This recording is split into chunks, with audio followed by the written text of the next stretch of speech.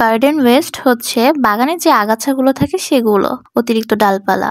আর kitchen West হচ্ছে kitchen রুমে যে অতিরিক্ত শাকসবজির খোসা। তো আমি এখন গার্ডেন ওয়েস্ট এবং কিচেন ওয়েস্ট দুটোই ব্যবহার করব এবং গাছ লাগাবো। তো শুরুতেই আমি এগুলো দিয়ে দিচ্ছি, তারপর উপরে মাটি দিয়ে তারপর আমি যে গাছটা এখন লাগাবো, অর্থাৎ গাছটা এক জায়গা থেকে অন্য জায়গায় পরিবর্তন করব, সেই গাছটা লাগানোর চেষ্টা করব। তো কিভাবে লাগাবো? প্রথমেই মাটিগুলো আমি গুঁড়ো করে নিচ্ছি, তারপর মাটিকে ভালো রাখার জন্য নানা রকম সার ব্যবহার করব। প্রথমেই আমি জৈব সার ব্যবহার করছি, তারপর দিয়ে দিচ্ছি নিমের খৈল। এটা পোকামাকড় থেকে গাছকে রক্ষা করে এবং মাটিকে রক্ষা করে। নিমখৈল মাটির উর্বরতা বৃদ্ধি করে। তারপর দিয়ে দিচ্ছি বোন মিল বা হাড়ের গুঁড়া। এটি মাটির পুষ্টিগুণ বজায় রাখে, মাটিকে শক্তিশালী করে তোলে, মাটির উর্বরতা বৃদ্ধি করে এবং গাছকে বেড়ে উঠতে সাহায্য করে। এখন আমি মাটির পরিমাণ অনুযায়ী লাল সার দিয়ে দিব। লাল সারটা ভালোভাবে চারিদিকে ছড়িয়ে দিচ্ছি। এরপর দিয়ে দিচ্ছি টিএসপি সার এবং হিউমিক অ্যাসিড। এই দুটোই গাছকে পোকামাকড়ের হাত থেকে রক্ষা করে।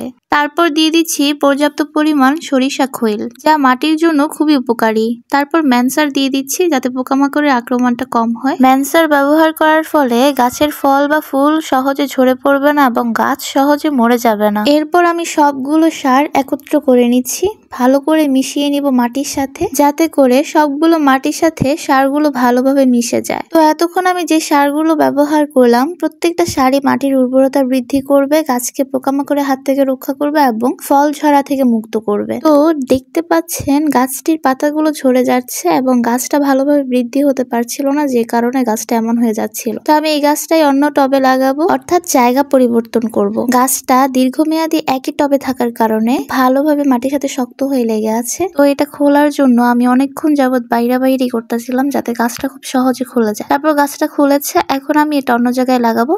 তার আগে আমি আরেকটু কাজ করে নেব, সেটা হচ্ছে শিকড়গুলো একটু সরিয়ে দিব, অর্থাৎ শিকড়গুলো একটু কেটে দিব। তো প্রথমে আমরা যে টবটাতে বা জিও ব্যাগে কিচেন ওয়েস্ট এবং গার্ডেন ওয়েস্ট ব্যবহার করেছিলাম, সেখানে গাছটা রেখে উপরে মাটি দিয়ে দিচ্ছি, ভালোভাবে চারিপাশে মাটি দিয়ে এবং সবশেষে পানি দিয়ে দিলাম। আমাদের গাছটা লাগানো শেষ। আর এই জিনিসটা খুবই উপকারী গাছের জন্য। গাছ লাগানো শেষে গাছে পানি না দিলে গাছটা কিন্তু মরে যাবে। এই গাছটার জায়গা পরিবর্তন করার একটাই কারণ ছিল, সেটা হচ্ছে একই টবে গাছটা দীর্ঘকালীন থাকার কারণে গাছটা বেড়ে উঠতে পারছিল না। এজন্য গাছটা আমি বড় জিও ব্যাগে লাগালাম। ভিডিওটি সম্পূর্ণ দেখার জন্য ধন্যবাদ।